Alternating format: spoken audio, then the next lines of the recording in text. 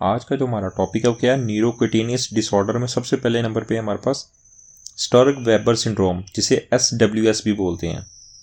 Basically SWS में क्या होती है, एक जीन होती है GN, इसको दूसरा नाम देख लें, इसके दूसरे नाम इसको बोलेंगे इनकेफ्लो ट्राइजेमिनल एंजियोमेटोसिस बोलते हैं।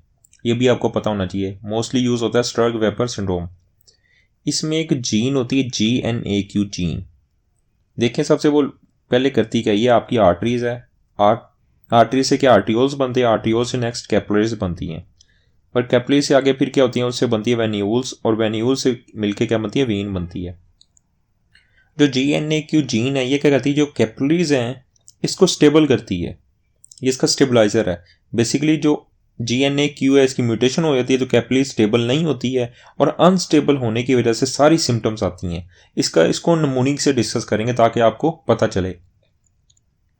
स्टर्ग इसका नमूनिक है, देखे नाम ही है तो इसी से हम इसको डिस्कस करेंगे। स्टर्ग एस से नंबर 1 ये क्या है, बेसिकली आपकी स्पोर्डिक है। स्पोर्डिक का मतलब क्या होता है, ये नॉन हेरिडेटरी है, ये कंजेनिटल नॉन हेरिडेटरी है, इसी वजह से स्पोर्डिक बोलते हैं, इसको बोलते हैं क्या, स्पोर्डिक।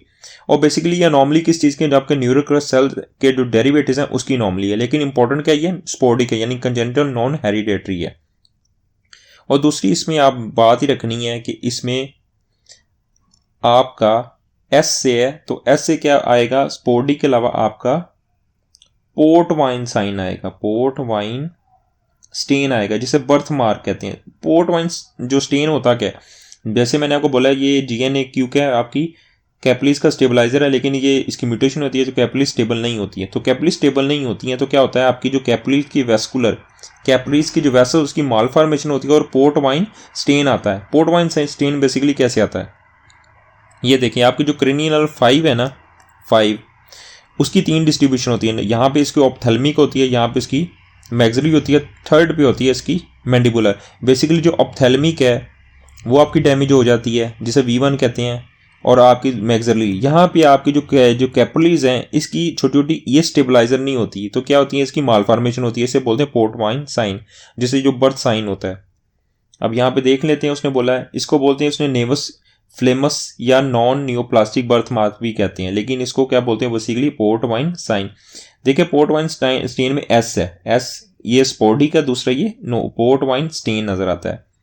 आप बेसिकली इसमें देखें क्या उसने बोला है कि जो क्रेनियल 5 है उसकी 1 ब्रांच ऑप्थेल्मिक, दूसरी कौन सी होती है आपकी मैक्सिलरी, वो डैमेज होती है, उसमें डिस्ट्रीब्यूशन में आता है, आपको मैंने पिक्चर में दिखा दिया है। दूसरा इससे T से है, यहाँ पे लिखा है इसमें ट्रैम ट्रैक कैल्सिफिकेशन आती है। कौन सी कैल्सिफिकेशन आती है, ट्रैम ट्रैक कैल्सिफिकेशन आती है, जिसमें क्या आपको नजर आती है, ओपोजिंग गायराई नजर आते हैं। ये बेसिकली क्या होता है, ब्रेन के अंदर डिप्रेशन होते हैं, ठीक है, और जो ब्रेन के अंदर वो बाहर होते हैं उन्हें सुल्काई बोलते हैं। तो इसमें ट्रैम ट्रैक कैल्सिफिकेशन आती है T से। तो देखें इसे सेकंड नंबर पे लिखा हुआ है कि इसमें इप्सिलेटरल लेप्टोमेनिंजियल एंजियोमास होता है विद कैल्सिफिकेशन। कैल्सिफिकेशन कौन सी है, ट्रैम ट्रैक कैल्सिफिकेशन, लेकिन इप्सिलेटरल लेप्टोमेनिंजियल, देखें इस चीज़ को समझे। आपको मैंने बताई ना, मेनिंजिस की 3 लेयर्स होती हैं, सबसे पहले डूरा मैटर होती है, फिर आपकी अर्कनॉइड होती है, और अर्कनॉइड के बाद क्या होती है आपकी पिया मैटर। इसमें जो अर्कनॉइड और पिया मैटर्स हैं इसमें क्या होती है, इनकी जो वेसल्स होती हैं यहाँ पे मेनिंजिस यहाँ पे बेसिकली क्या होती है, डायलेशन हो जाती है, एंजियोमा। पिक्चर पे इसमें दिखाया भी होगा, ये देखें लिप्टोमेनिंजियल, इसको बोलते हैं लेप्टोमेनिंजियल एंजियोमास। इसमें इन्वॉल्व करते हैं आपकी अर्कनॉइड और आपकी पिया मैटर, वहां पे डायलेशन हो जाती है आर्टरीज की, और इप्सिलेटरल होती है।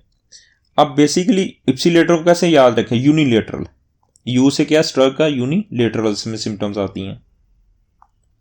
और दूसरा इसकी वजह से क्या होगा, पेशेंट को या ये वाले हिस्से डैमेज हो जाएंगे, मेनिंजेस के सीजर आएंगे, या पेशेंट को एपिलेप्सी हो सकती है। और आप देखें आर से रिटार्डेशन है, रिटार्डेशन, और रिटार्डेशन कौन सी है, इसमें इंटेलेक्चुअल डिसेबिलिटी होती है, इसे बोलते हैं रिटार्डेशन। और जी से क्या है, ग्लूकोमा होता है। ग्लूकोमा कैसे होता है, इस चीज को समझे।